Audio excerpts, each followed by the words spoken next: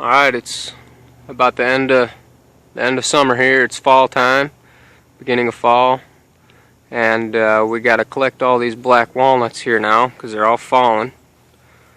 And what I'm doing is putting them all in this 30-gallon galvanized steel drum. It's a trash can, and you want to keep the good ones that are solid all the way through. All the other ones that are all split open, just chuck them for the squirrels.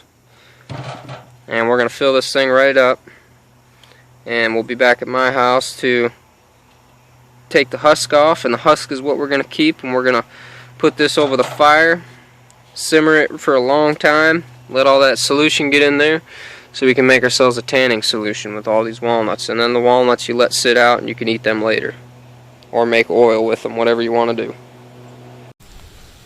Okay, so when I break these walnuts up, I got a little teepee set up over the fire, which will hang that trash can there. It's being held by those bungee cords right there. I have wrapped with paracord. Okay, it's just easy for me to take on and off. I didn't have no other hooks or anything. I got all my walnuts in that tub there, and I'm gonna break them up, put them in this trash can here, and I had to seal that trash can, by the way, so hopefully it stays. And then all the walnuts are going to get put on this tarp here, like those ones there that I already did. And the reason being is they're going to sit out in the sun and they're going to dry, so I can use them to press for oil, or I can just eat them. So now we're going to use this rock down here to break them open. This one's my little cutting rock, it's a little piece of granite, and that's going to take the husk off these walnuts because it's really hard. It's not super hard. Once you break it open, you can pry it off with your fingers usually, but that's a good tool because this will stain you. I don't use my knife for this kind of thing because it stains everything. Let me show you my fingers here. If you can see that, my glove broke, and well, my finger's been like that since yesterday, and it'll probably be like that for another month. So try to wear gloves if you don't want to get stained. Okay, so grab a walnut, take my rock. You see it splits. You sometimes peel, like this part here is all rotted. We don't really necessarily want any of that. We just want the good part. Okay, this here is all going to go in our trash can. Alright, this is all good for making dye. See, it almost immediately starts turning colors. That's all the tannins and stuff. So in it goes, and then you just take and kind of clean all the flesh off of your walnut here. Just clean it off as good as you can, and that's one down. Throw it on your tarp. We've got a lot to go, so I'm not gonna make you watch all that. Just wanted to give you an idea how I do it, and then we'll get to the next step next.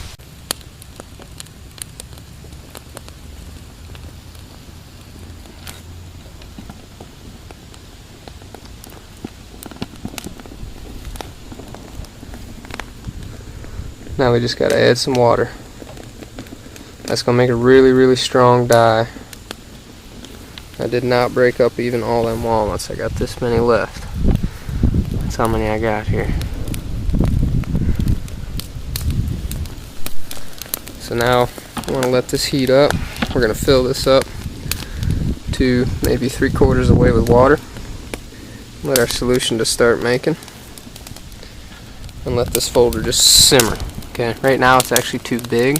It'll die down in a minute here though. And what we're going to want is just a nice smolder. We just want this water to simmer is all. Nothing more. Okay, I topped her off with water. Now we got to let this sit for a good long time. Alright, I want it to be on this fire for at least an hour, and then you can let it sit for a couple days if you want. And we want it to sit that long to make it nice and strong, because I'm going to be tanning deer hides with this. Okay, I have a nice tight space down here for a fire. I had the coals nice and hot before I made this fire, and I sprayed it with a little water to calm the flames down, because again I told you I had to seal this here, and I don't want it bursting back open or anything. But honestly, you don't want a big fire anyways, because you just want to simmer this. You don't want it to boil. You just want to let it simmer, get them juices out, nice hot water. You breaking the husk off is going to do most of the work anyways. And then when you're done, we'll siphon all the husks back out of there, and we'll keep this juice for a while, because you can keep this. I have some stored right now that I use for tanning cotton and materials like that, but I don't want to use that stuff for tanning deer hides because it's not as strong. Okay, now I want to tell you about the strength of this. See, I used the bungee cord, see how it stretched them out, putting all that water in there. What that did is set that just barely on there. You can see it's just sitting on top of that log. And I'm not worried about the bungees or the paracord I used to tie around the bamboo. I'm not worried about the bamboo breaking. If anything, I'm worried about this handle. It seems to be holding up fine though. But this little setup, just tied a chunk of paracord there, with a loop there. One bungee cord here, strung, simply just wrapped it around. Piece of paracord I just tied on there. Same thing on this side, wrapped it around, stretching down. And obviously I just made a teepee lashing here. And it's holding up pretty good.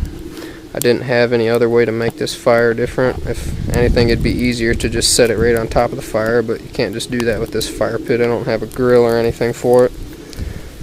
And I thought this would be more fun anyways. So there's my crazy way to make a deer tanning solution. So once this is done and everything, I'll show you that, and then once we get some deer hide, I gotta get a deer yet. You know, I am making this way before I even had the deer, because you can keep this stuff, like I said, you can hold on to it and use it later. So I'll get back with you guys when we get to that point.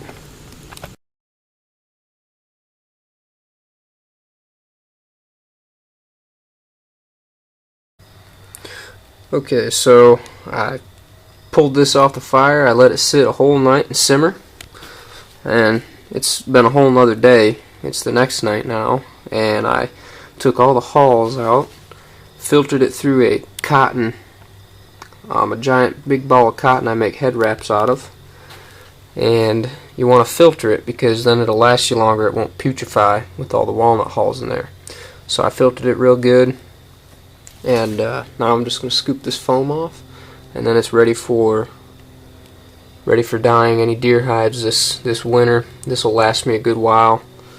Not worried about it going bad. I have some in the house like I was telling you earlier. So what I'm going to do is just scoop this foam off here, and I'm going to seal it with saran wrap and put the lid on. And that's all there is to making this dye. And this here is a lot stronger than like dye that you would make for a head wrap or any cotton shirts or whatever natural fibers you want to dye. This is extra strong for tanning a deer hide. So once I get some hides, we'll be on to the next part of this video.